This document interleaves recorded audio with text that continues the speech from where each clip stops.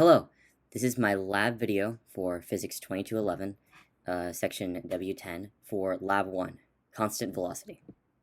As for the problem that we were trying to solve with this experiment, it all revolves around an object such as this soccer ball moving at constant velocity between a model which absolutely has no F-net and is the ideal in terms of zero changes in velocity, versus a real-life model which is prone to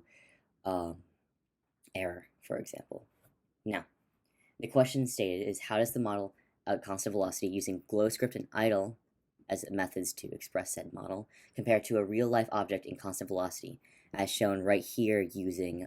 Tracker as an application to record the motion of said soccer ball, with position versus time graph as shown in the image right here.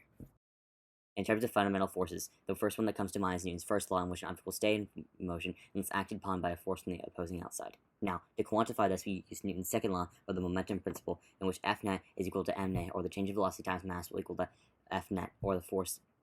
summation of forces in the formula. Now, in terms of the stuff to utilize to get there, we use both the displacement formula and the change of velocity formula, in which the final position is equal to position initial plus v average times delta t, arguments of time, or in change of velocity formula, in which velocity final equals velocity initial plus F net over mass times delta t, or change in time. We can give a general prediction for the results of said experiment with both the model and the soccer ball, where they both move at a similar constant velocity. Now, in order to prove these predictions, we will both use Tracker in order to see the real motion of the ball, and GlowScript and idle to form the model. And now we will see both the soccer ball and the graphical representation of the position versus time through Tracker. With the utilization of Tracker, we can now show the real-time recording of the ball rolling across the floor of my apartment building as a real-time experimental model. Now, we see the origin of the ball,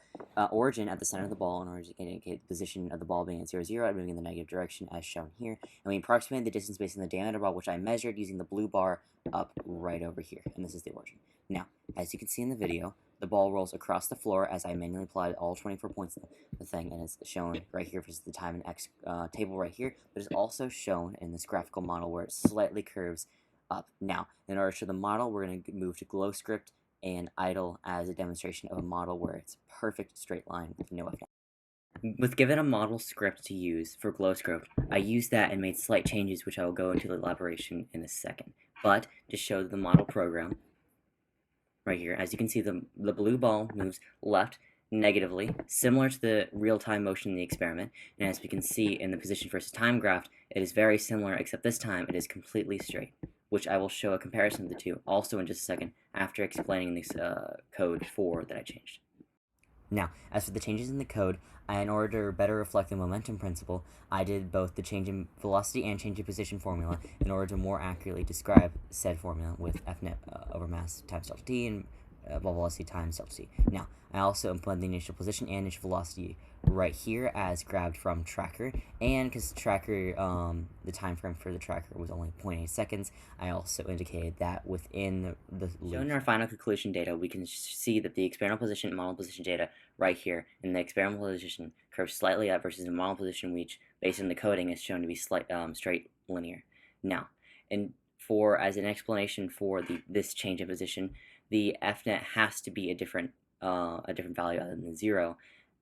in the positive direction, as it causes the ball's position moving into the negative to be slightly less than the model position, which we can determine to be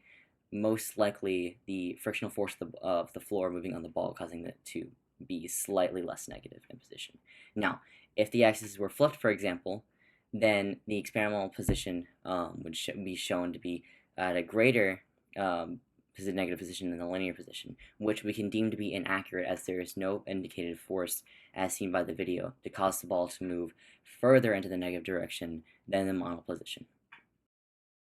Overall,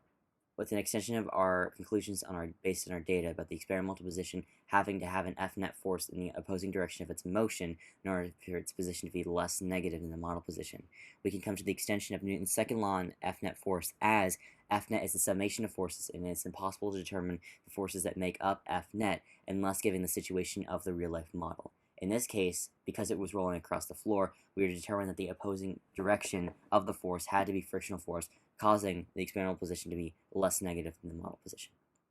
Thank you.